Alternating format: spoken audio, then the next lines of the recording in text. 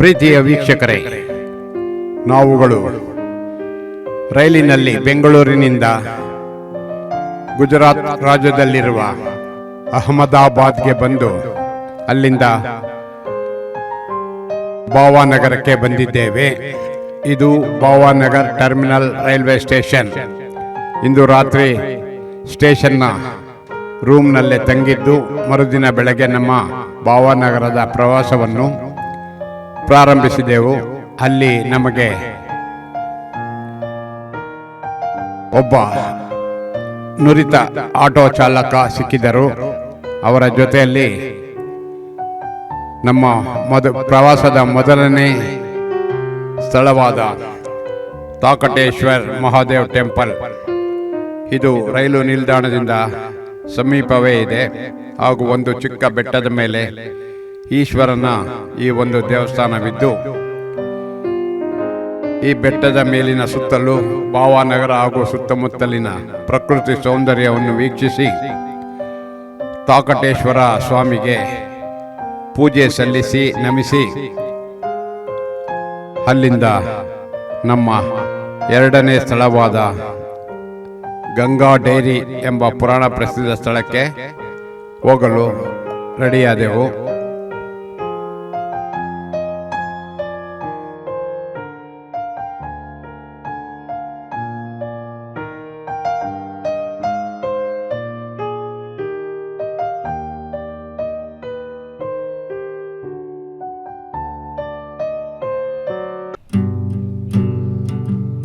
ಇದೇ ನೋಡಿ ಗಂಗಾ ಡೇರಿ, ಪುರಾಣ ಪ್ರಸಿದ್ಧವಾದ ಸ್ಥಳ. ಇದು ಭಾವನಗರದ ಹೃದಯದ ಭಾಗದಲ್ಲಿದೆ. ಈ ಒಂದು ತಾಣವನ್ನು ಅಲ್ಲಿನ ರಾಜ ತನ್ನ ಪ್ರೀತಿಯ ಹೆಂಡತಿಗಾಗಿ ಈ ಸುಂದರವಾದ ಜಾಗವನ್ನು ನಿರ್ಮಿಸಿದ್ದಾರೆ. ಇದು ನೋಡಲು ಬಹಳ ಸುಂದರವಾಗಿದ್ದು ಪ್ರಕೃತಿ ಪ್ರಿಯರಿಗೆ ಬಹಳ ಆಕರ್ಷಣೀಯವಾಗಿದೆ. ಹಾಗೂ ಇಲ್ಲಿ ದೊಡ್ಡದೊಂದು ಕೊಳ, ನೀರಿನ ಕೊಳ ಇದ್ದು ಬಹಳ ಸುಂದರವಾಗಿದೆ. ಸುತ್ತಲೂ ಹಚ್ಚ ಹಸಿರಿನಿಂದ ತುಂಬಿ ತುಳುಕುವ ಪಾರ್ಕ್ ಇದೆ. ಹಾಗೂ ವಿಧ ವಿಧವಾದ ಪಕ್ಷಿಗಳು ಇಲ್ಲಿದ್ದು ಅವುಗಳು ಬಂದು ಪ್ರವಾಸಿಗರನ್ನು ಆಕರ್ಷಿಸುತ್ತವೆ. ಕೊಳದ ಮಧ್ಯದಲ್ಲಿ ಒಂದು ಸುಂದರವಾದ ಕಾರಂಜಿ ಹಾಗೂ ಬಹಳ ಸುಂದರವಾದ ಶಿವನ ವಿಗ್ರಹವೂ ಕೂಡ ಇಲ್ಲಿ ಇರುವುದು ವಿಶೇಷ.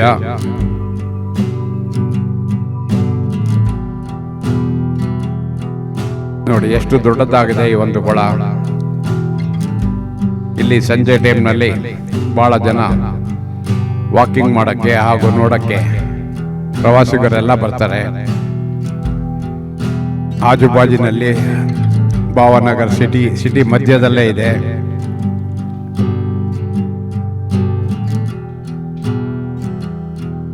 ನೋಡಿ ವಾಕಿಂಗ್ ಮಾಡೋದಕ್ಕೆ ಬಹಳ ಚೆನ್ನಾಗಿರೋ ಜಾಗ. ಮಧ್ಯದಲ್ಲಿ ಫೌಂಟೇನ್ ಕಾರಂಜಿ ಕೂಡ ಇದೆ. ಸಂಜೆ ಇಲ್ಲಿ ಸಮಯವನ್ನು ಕಳೆಯಕ್ಕೆ ಬಹಳ ಸೂಕ್ತವಾದ ಸ್ಥಳ.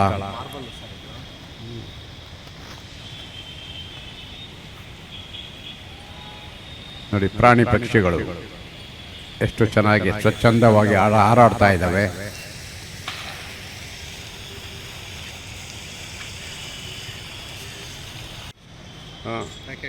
ಇದನ್ನೆಲ್ಲ ನೋಡಿ ಸಂತೋಷಪಟ್ಟು ಇಲ್ಲಿಂದ ನಮ್ಮ ಜಾಂಜರಿಯ ಮೂರನೇ ಹಾಗೂ ಬಹಳ ಭಕ್ತಿ ಭಾವ ಮೂಡಿ ಬರುವಂತ ಒಂದು ದೇವಸ್ಥಾನ. ಇದು 7 ಕಿಲೋಮೀಟರ್ ದೂರದಲ್ಲಿದೆ. ಜಂಜರಿಯಾ ಧಾಮ್, ಶಿವ ಮತ್ತು ಹನುಮಂತರ ದೇವಸ್ಥಾನವಿದೆ. ಇಲ್ಲಿಗೆ ಬಂದು ನಾವು ಈ ದೇವಸ್ಥಾನವನ್ನು ನಮಗೆ ಒಂದು ಹೊಸ ಅನುಭವ ಉಂಟಾಯಿತು. ಸುತ್ತಲಿನ ವಾತಾವರಣ ಬಹಳ ಚೆನ್ನಾಗಿದೆ. ಇಲ್ಲಿನ ಜನರು ಈ ದೇವಾಲಯಕ್ಕೆ ಭಕ್ತಿಯಿಂದ ಜಂಜರಿಯ ಹನುಮಾನ್ ಜಿ ಎಂದು ಕರೆಯುತ್ತಾರೆ. ಇಲ್ಲಿ ಮಗುವಿನ ರೀತಿಯಲ್ಲಿ, ಮಗುವಿನ ರೂಪದಲ್ಲಿ ಕಾಣುವ ಹನುಮಂತ ಹಾಗೂ ಈಶ್ವರನ ದರ್ಶನ ಮಾಡಿ ಹೊರ ಬಂದೆವು. ನಂತರ ನಮಗೆ ಅಲ್ಲಿ ಪ್ರಸಾದದ ರೂಪದಲ್ಲಿ ಚಹಾವನ್ನು ಕೊಟ್ಟರು. ಅದು ಬಹಳ ರುಚಿಕರವಾಗಿತ್ತು. ಅದನ್ನು ಸೇವಿಸಿ ದೇವಸ್ಥಾನದ ಆಜುಬಾಜಿನಲ್ಲಿರುವ ಪೂಜಾ ಸಾಮಗ್ರಿಗಳ ಅಂಗಡಿಗಳನ್ನು ನೋಡಿ ಬಹಳ ಸಂತೋಷಪಟ್ಟೆವು. ನಂತರ ಅಲ್ಲಿಂದ ಮುಂದೆ ನಾಲ್ಕನೆಯದಾಗಿ ಕೋಡಿಯರ್ ಮಾತಾ ಮಂದಿರ್. ಇದು ಭಾವಾನಗರದಿಂದ 17 ಕಿಲೋಮೀಟರ್ ದೂರದಲ್ಲಿದೆ. ಇದು ಕೋಡಿಯಾರ್ ಮಾತಾ ಮಂದಿರ್ ಭಾವಾನಗರದಲ್ಲಿ ಬಹಳ ಹೆಸರುವಾಸಿಯಾದಂಥ ಪುರಾತನ ದೇವಾಲಯವಾಗಿದೆ.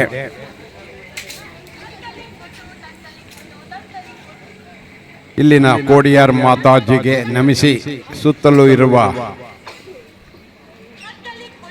ಜಾಗವನ್ನು ವೀಕ್ಷಣೆ ಮಾಡಿ ಅಲ್ಲಿಂದ ಮುಂದೆ ಬಂದರೆ ಸುಂದರವಾದ ದೊಡ್ಡ ಕೊಳವಿದೆ. ಅದನ್ನು ವೀಕ್ಷಿಸಿ ಈ ದೇವಸ್ಥಾನದ ವತಿಯಿಂದ ಮಧ್ಯಾಹ್ನದ ಊಟದ ವ್ಯವಸ್ಥೆಯೂ ಕೂಡ ಇರುತ್ತದೆ ಎಂದು ಹೇಳಿದರು. ಆದರೆ ನಮಗೆ ಊಟ ಮಾಡಲು ಸಮಯ ಮೀರಿತ್ತು. ಇಲ್ಲಿ ಬಹಳ ಜನ ತಾಯಿಯ ದರ್ಶನಕ್ಕೆ ಬರುತ್ತಾರೆ. ಈ ದೇವಸ್ಥಾನದ ದರ್ಶನ ಮುಗಿಸಿ ಮುಂದೆ ಬಂದರೆ ಸ್ವಲ್ಪ ಮೆಟ್ಟಲುಗಳನ್ನು ಹತ್ತಿ ಮೇಲಕ್ಕೆ ಬಂದರೆ ಸುಂದರವಾದ ದೊಡ್ಡ ಕೆರೆ ಇದ್ದು ಸುತ್ತಲಿನ ಪರಿಸರವನ್ನು ವೀಕ್ಷಿಸಿ ಅಲ್ಲಿಂದ ಹೊರಟು ನಮ್ಮ 5ನೇ ಪ್ರವಾಸಿ ತಾಣಕ್ಕೆ ಹೋಗಲು ಸಿದ್ಧವಾದೆವು.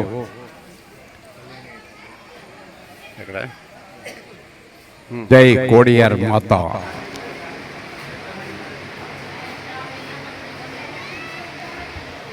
ಬಹಳ ಸುಂದರವಾದ ಈ ದೇವಸ್ಥಾನ, ಬಹಳ ಚೆನ್ನಾಗಿದೆ. ಬಹಳ ಜನ ಭಕ್ತರು ಇಲ್ಲಿಗೆ ಬರ್ತಾರೆ. ಇದು ಭಾವನಗರದಲ್ಲೇ ಪ್ರಸಿದ್ಧಿಯಾದಂಥ ದೇವಸ್ಥಾನ, ಅಷ್ಟು ಚೆನ್ನಾಗಿದೆ.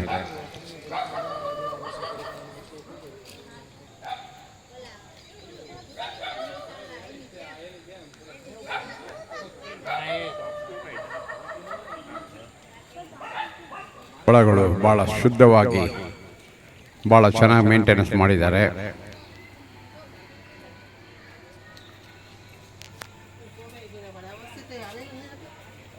ಅದೇ ರೀತಿ ನಾ ಹೇಳಿದ ರೀತಿ ಸ್ವಲ್ಪ ಮೆಟ್ಟಲುಗಳನ್ನು ಹತ್ತಿ ಮೇಲೆ ಹೋದರೆ ಬಹಳ ಸುಂದರವಾದ ಒಂದು ಕೊಳ ಹಾಗೂ ಸುತ್ತಮುತ್ತಲಿನ ಪ್ರದೇಶವು ನಮ್ಮನ್ನು ಬಹಳ ಆಕರ್ಷಣೆ ಮಾಡುತ್ತೆ. ಕೋಡಿಯರ್ ಮಾತಾ ಟೆಂಪಲ್ ಬಹಳ ದೊಡ್ಡದಾದ ಕೊಳ.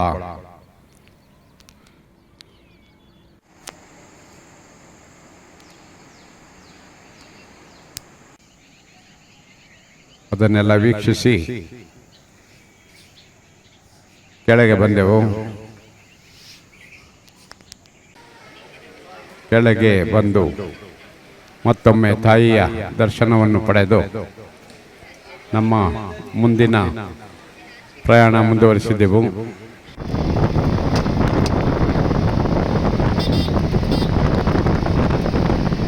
ನಮ್ಮ 5ನೇ ಪ್ರಯಾಣ ಮಲ್ನಾಥ್ ಮಂದಿರ್. ಮಲ್ನಾಥ್ ಮಹಾದೇವ್ ಮಂದಿರ್ ಹೊರಟೆವು. ಇದು ಭಾವಾನಗರದಿಂದ ಸುಮಾರು 12 ಕಿಲೋಮೀಟರ್ ದೂರದಲ್ಲಿದೆ. ದಾರಿಯುದ್ದಕ್ಕೂ ಹಚ್ಚ ಹಸುರಿನ ವನಸಿರಿಯನ್ನು ವೀಕ್ಷಿಸುತ್ತಾ ಪ್ರಕೃತಿಯ ಮಡಿನಲ್ಲಿರುವ ರಾರಾಜಿಸುತ್ತಿರುವ ಮಲ್ನಾಥ್ ಮಂದಿರಕ್ಕೆ ಬಂದೆವು. ಇದು ಬಹಳ ಸುಂದರವಾದ ಕಾಡಿನ ಮಧ್ಯದಲ್ಲಿದೆ. ಇಲ್ಲನೇ ಮಹಾದೇವನಿಗೆ ಪೂಜೆಯನ್ನು ಸಲ್ಲಿಸಿ ಅಲ್ಲಿನ ಪೂಜಾರಿಗಳು ಹಾಗೂ ಒಟ್ಟುಗಳ ಜೊತೆ ದೇವಸ್ಥಾನದ ಇತಿಹಾಸದ ಬಗ್ಗೆ ಮಾತನಾಡಿ ತಿಳಿದು ಅಲ್ಲಿಂದ मालनाथ मंदिर है क्या विशेषता है? ಹೊರಟೆವು. ಭಾವನಗರ ಈ ಎಲ್ಲ ಪ್ರವಾಸಿ ತಾಣಗಳನ್ನು ಸಂಪೂರ್ಣವಾಗಿ ವೀಕ್ಷಣೆ ಮಾಡಲು 2 ದಿನಗಳು ಬೇಕಾಗುತ್ತದೆ.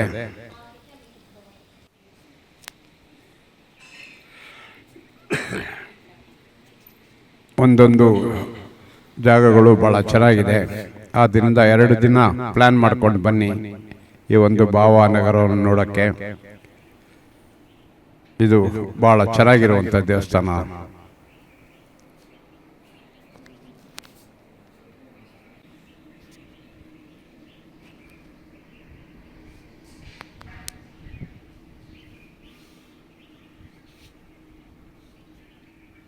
ಮಾಲ್ನಾಥ್ ಮಂದಿರ ವೀಕ್ಷಣೆಯನ್ನು ಮುಗಿಸಿ ನಮ್ಮ ಮುಂದಿನ ಪ್ರಯಾಣ ಬಂದು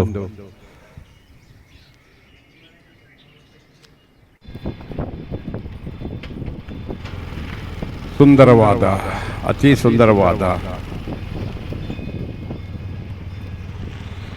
ದುರ್ಗಾ ಮಾತೆಯ ದೇವಸ್ಥಾನ, ಮಾತೃಧಾಮ್ ಎಂದು ಕರೀತಾರೆ. ಇದು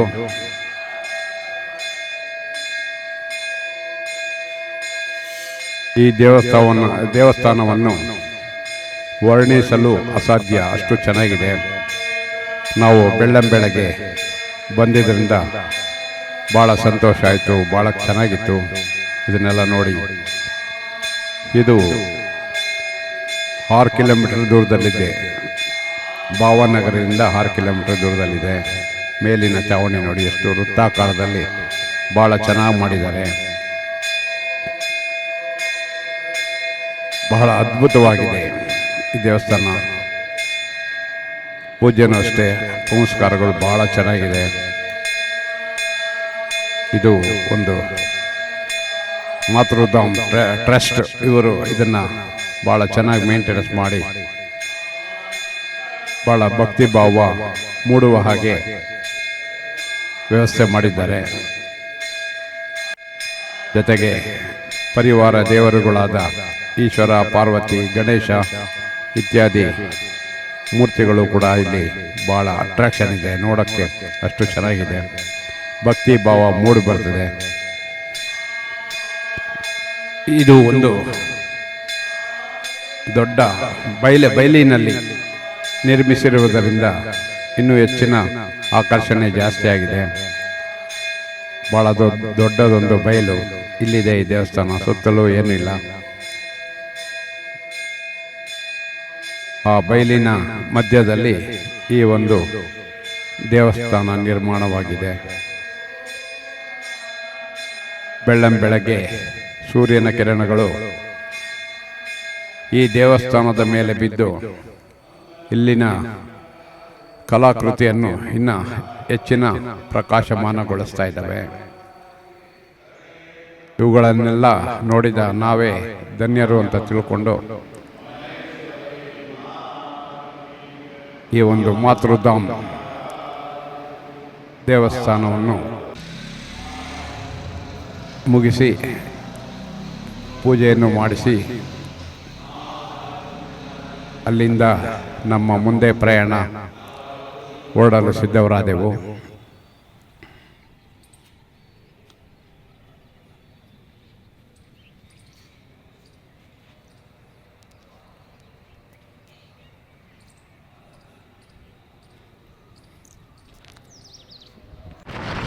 ನಂತರ ನಮ್ಮ ಪ್ರಯಾಣದ 7ನೇ ಹಾಗೂ ಕೊನೆಯ ಪ್ರವಾಸಿ ಸ್ಥಳ ಬಂದು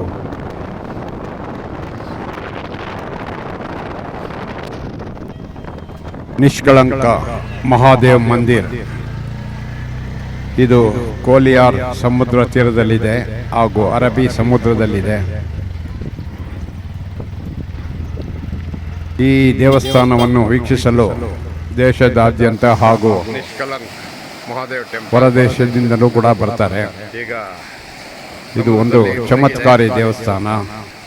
ಈಗ ಸಮಯ 8:30. ಏಕೆಂದರೆ 12 ಗಂಟೆಗೆ ಇದು ನಾವು ಭಾವನಗರವನ್ನು ಬೆಳಗ್ಗೆ ಬಿಟ್ಟು ಸುಮಾರು 9 ಗಂಟೆಗೆ ಇಲ್ಲಿಗೆ ಬಂದೆವು. ಈ ಸಮುದ್ರ ತೀರದಲ್ಲಿ ನೋಡಿದಾಗ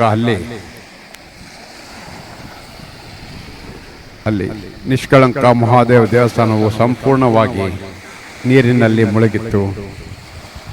ಬರೇ ದೇವಸ್ಥಾನದ ಮೇಲ್ಭಾಗದ ಒಂದು ಬಾವುಟ ಮಾತ್ರ ನಮಗೆ ಕಾಣಿಸ್ತಾ ಇತ್ತು. ನಂತರ ಅಲ್ಲಿನ ಪೂಜಾರಿಗಳನ್ನು ವಿಚಾರಿಸಿದಾಗ ಇದು ಮಧ್ಯಾಹ್ನದ ಮೇಲೆ ನಿಮಗೆ ದೇವಸ್ಥಾನ ತೆರೆಯುತ್ತೆ, ಆಗ ಬನ್ನಿ, 1 ಗಂಟೆ ಮೇಲೆ ಬನ್ನಿ ಅಂತ ಹೇಳಿದರು. ನಾವು ಅಲ್ಲಿಂದ ಬೇರೆ ಬೇರೆ ಜಾಗಗಳನ್ನು ಸುತ್ತಾಡಿಕೊಂಡು ಮಧ್ಯಾಹ್ನ 1 ಗಂಟೆ ಸಮಯಕ್ಕೆ ಮತ್ತೆ ಇಲ್ಲಿಗೆ ವಾಪಸ್ ಬಂದೆವು. ಅಲ್ಲಿ ನಮಗೆ ಬಹಳ ಅಚ್ಚರಿಯು ಕಾದಿತ್ತು.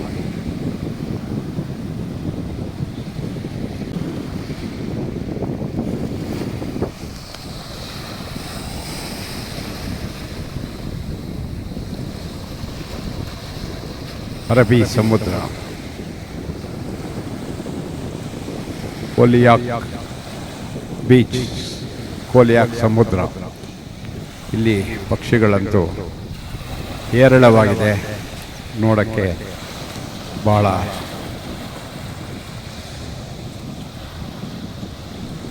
ಚೆನ್ನಾಗಿದೆ.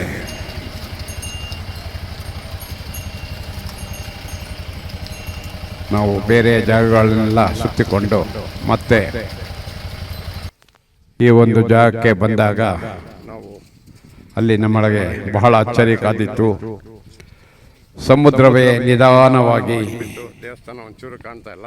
ಹಿಂದೆ ಸರಿದು ಸಮುದ್ರದಲ್ಲಿ 1 ಕಿಲೋಮೀಟರ್ ದೂರದಲ್ಲಿರುವ ದೇವಸ್ಥಾನ ಕಾಣ್ತಾ ಇದೆ. ನಿಷ್ಕಳಂಕ ಮಹಾದೇವ್ ದೇವಸ್ಥಾನಕ್ಕೆ ಹೋಗಲು 2 ಕಿಲೋಮೀಟ್ರು ಸಮುದ್ರವೇ ಅನುವು ಮಾಡಿಕೊಟ್ಟಿತು.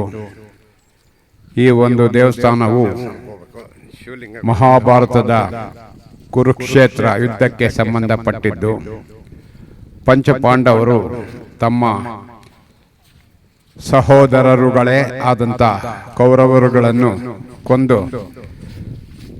ಕುರುಕ್ಷೇತ್ರ ಯುದ್ಧದಲ್ಲಿ ಗೆದ್ದಿರುತ್ತಾರೆ. ಆದರೆ ಅವರಲ್ಲಿ ಅತಿಯಾದ ಪಾಪ ಪ್ರಜ್ಞೆ ಕಾಡ್ತಿದ್ದು ಅವರುಗಳೆಲ್ಲ ಶ್ರೀಕೃಷ್ಣನ ಮೊರೆ ಹೋಗ್ತಾರೆ. ಆಗ ಶ್ರೀಕೃಷ್ಣನು ಒಂದು ಕಪ್ಪು ಧ್ವಜ ಹಾಗೂ ಒಂದು ಹಸು, ಕಪ್ಪುಗಿರುವ ಹಸುವನ್ನು ಕೊಟ್ಟು ದೇಶ ಪರ್ಯಟನೆ ಮಾಡಲು ಹೇಳಿದರು. ದೇಶ ಪರ್ಯಟನೆ ಮಾಡಿ ಈ ಬಾವುಟವು ಎಲ್ಲಿ ಬಿಳಿಯದಾಗುತ್ತದೋ ಅಲ್ಲಿ ನಿಮಗೆ ಮೋಕ್ಷ ಸಿಗುತ್ತದೆ ಎಂದು ಹೇಳ್ತಾರೆ. ಅದೇ ರೀತಿ ಇವರು ಎಲ್ಲ ಕಡೆ ಸುತ್ತಾಡಿಕೊಂಡು ಈ ಜಾಗಕ್ಕೆ ಬಂದಾಗ ಹಸು ಬಿಳಿಯದಾಗುತ್ತದೆ, ಹಾಗೆ ಬಾವುಟವು ಕೂಡ ಬಿಳಿಯದಾಗುತ್ತದೆ. ನಾಯಿ ಕೂಡ ನೋಡಿ ಅಲ್ಲಿ ಇದೇ ನಮಗೆ ಸೂಕ್ತವಾದ ಜಾಗವೆಂದು ತಿಳಿದು ಅಲ್ಲಿ ಶಿವನ ಕುರಿತು ಹೋಗ್ಬಿಟ್ಟು ಅಲ್ಲಿಗಾಗಲೇ ತಪಸ್ಸನ್ನು ಮಾಡ್ತಾರೆ.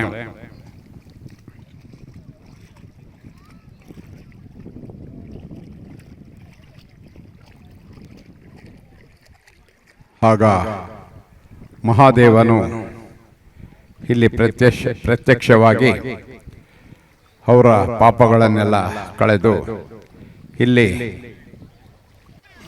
5 ಲಿಂಗಗಳನ್ನು ನಿರ್ಮಿಸಬೇಕೆಂದು ಆಜ್ಞೆ ಮಾಡಿ ಹೇಳ್ತಾರೆ. ಅದೇ ರೀತಿ ಅವರುಗಳು ಇಲ್ಲಿ ಪಂಚಪಾಂಡವರ ಒಂದು 5 ವಿಗ್ರಹಗಳನ್ನು ಹಾಗೂ ನಂದಿಯನ್ನು ಸ್ಥಾಪಿಸಿದ್ದಾರೆ.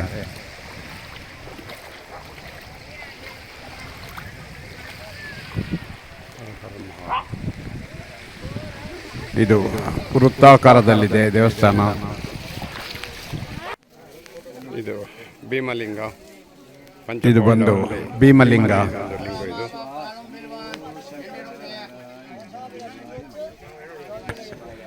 ಇಲ್ಲಿ ಪಾಂಡವರ ಕಳಂಕದಿಂದ ಮುಕ್ತರಾದ್ರಿಂದ ಇದಕ್ಕೆ ನಿಷ್ಕಳಂಕ ಎಂಬ ಹೆಸರು ಬಂದಿದೆ. ನಿಷ್ಕಳಂಕ ಮಹಾದೇವ್ ಟೆಂಪಲ್ ಅಂತ ಇದೆ. ಇದು ಭೀಮಲಿಂಗ. ನಾನು ಕೂಡ ಅಲ್ಲಿ ಪೂಜೆಯನ್ನು ಸಲ್ಲಿಸಿ ಪುನೀತನಾದೆ. ಹಾಲಾಭಿಷೇಕ, ನೀರಾಭಿಷೇಕ ಇತ್ಯಾದಿ ಪೂಜೆಗಳನ್ನು ಇಲ್ಲಿ ಮಾಡಬಹುದು. ಅರ್ಜುನ ಲಿಂಗ ಇದು.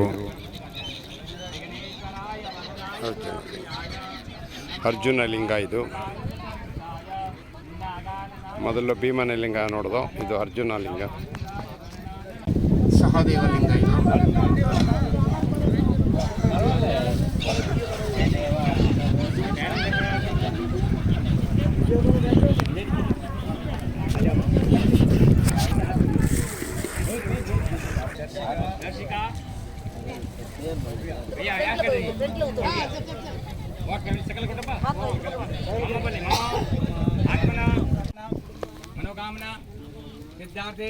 ಇದು ಧರ್ಮರಾಯ ಲಿಂಗ. ಧರ್ಮರಾಯ ಇಲ್ಲೂ ಕೂಡ ಹಾಲಿನಿಂದ ಹಾಗೂ ನೀರಿನಿಂದ ಅಭಿಷೇಕ ನಡೆಯುತ್ತೆ. ಬಹಳ ಭಕ್ತಿಯಿಂದ ಈ ಒಂದು ಲಿಂಗಕ್ಕೆ ಪೂಜೆ ಸಲ್ಲಿಸ್ತಾರೆ ಎಲ್ಲರೂ. ನಾವು ಕೂಡ ಮಾಡಿದ್ದಾಯಿತು, ಬಹಳ ಸಂತೋಷ ಆಯಿತು. ಲಿಂಗು ನೋಡಿ ಒಂದು ರೀತಿಯ ಬಹಳ ಆಕರ್ಷಿತವಾಗಿದೆ.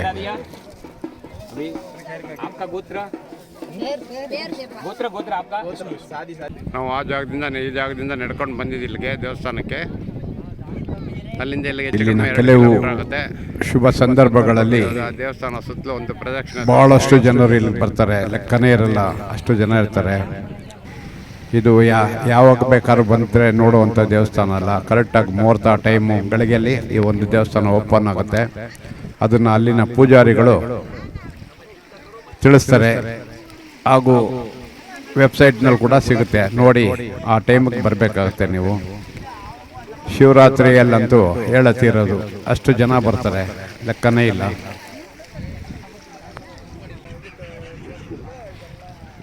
ಇವಾಗ ಜನ ಸ್ವಲ್ಪ ಕಮ್ಮಿ ಇರೋದ್ರಿಂದ ನಮಗೆ ಬಹಳ ಸಂತೋಷವಾಗಿ ನೋಡೋದಕ್ಕಾಯಿತು, ಚಿತ್ರೀಕರಣ ಮಾಡೋದಕ್ಕೂ ಆಯಿತು. ನಮ್ಮ ಸಂತೋಷ ಹೇಳುತ್ತಿರೋದು, ಅಷ್ಟು ಸಂತೋಷಪಟ್ಟೆವು. ಭೀಮಲಿಂಗ ಇದು ಮತ್ತೊಮ್ಮೆ ದರ್ಶನ ಮಾಡೋಣ. ಸಹದೇವ ಲಿಂಗ ಇದು. ಇದು ಸಹದೇವ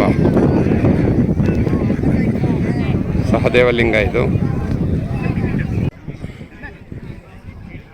ನಕುಲ ಲಿಂಗ, ನಕುಲನ ಲಿಂಗ ಇದು.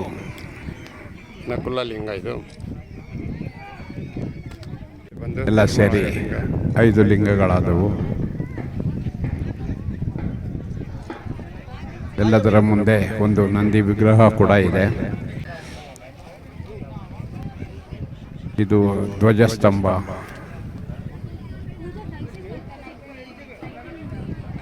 ಇದನ್ನೆಲ್ಲ ಮುಳುಗಿಸ್ರೆ ಬಾವುಟ ಮಾತ್ರ ಎತ್ತರದಲ್ಲಿ ಒಂದು ಬಾವುಟ ಇದೆ.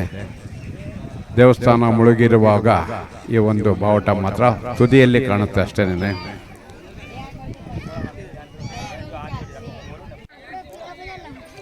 ಹನುಮಂತ,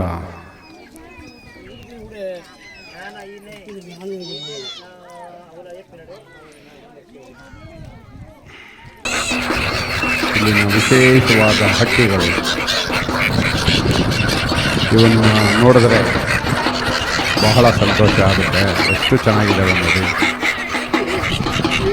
ಇವುಗಳನ್ನ ವಿದೇಶದ ಹಕ್ಕಿಗಳು ಅಂತ ಹೇಳಿದ್ರು. ಇಲ್ಲಿ ಅವುಗಳಿಗೆ ಸಣ್ಣ ಸಣ್ಣ ಬಿಸ್ಕೆಟ್ ಹಾಗೂ ಮಿಕ್ಸರ್, ಚೌಚೌ ಇವುಗಳನ್ನು ಹಾಕಿದ್ರೆ ಹಿಂಡಾಗಿ ಬಂದು ಅದನ್ನೆಲ್ಲ 1 ನಿಮಿಷದಲ್ಲಿ ತಿಂದು ಮುಗಿಸ್ತವೆ. ಈ ಒಂದು ಪೂಜೆ ಟೈಮ್ನಲ್ಲಿ ನೀವು ಬಹಳಷ್ಟು ಬರೋದೊಂದು ಸಂತೋಷದ ವಿಷಯ. ನಾವು ಕೂಡ ಅದಕ್ಕೆ ಕಾಣ್ತಾ ಇತ್ತು. ಬಿಸ್ಕೆಟ್ ಪ್ಯಾಕೆಟ್ಗಳನ್ನು ಹಾಕಿ ಸಂತೋಷಪಟ್ಟೆವು. 4 ಕಡೆ ನೀರಿತ್ತು. ಈಗ ಕಂಪ್ಲೀಟ್ ಕ್ಲಿಯರ್ ಆಗಿಬಿಟ್ಟು ಆರಾಮಾಗಿ ಭಕ್ತಾದಿಗಳು ಹೋಗಿ ಬರೋಂಗೆ ಜಾಗ ಮಾಡಿಕೊಟ್ಟಿದೆ.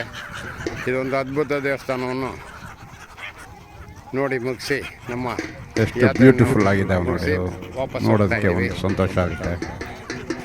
ಈ ಹಕ್ಕಿಗಳು ಭಾಳ ವೆಲ್ಕಮ್ ಹಕ್ಕಿಗಳು. ಇವನ್ನೆಲ್ಲ ನೋಡೋಕ್ಕೂ ಭಾಳ ಪುಣ್ಯ attraction ಬೇಕು. ಮಾಡ್ತವೆ. ಬರೇ ಒಂದು ದುಡ್ಡಿದ್ರೆ ಸಾಲದಿಲ್ಲ. ಆದ್ದರಿಂದ ಒಮ್ಮೆ ಈ ಥರ ಮಹಾಜನಗಳು ಭಾಳ ನೈಸ್ ಮಣ್ಣು. ಇಂಥ ಜಾಗಗಳಿಗೆ ಬಂದು ನೋಡಿ ಸಂತೋಷಪಟ್ಟು ಪುಣ್ಯ ಕಟ್ಕೋಬೇಕು ಅಂತ ಕೇಳ್ಕೊತೀನಿ. ಅಲ್ಲಿನ ಪೂಜೆಗಳನ್ನೆಲ್ಲ ಮುಗಿಸಿ ಮತ್ತೆ ವಾಪಸ್ ಹೊರಟೆವು. ನೋಡಿ ದೂರದಿಂದ ಈ ರೀತಿ ಕಾಣುತ್ತೆ ದೇವಸ್ಥಾನ.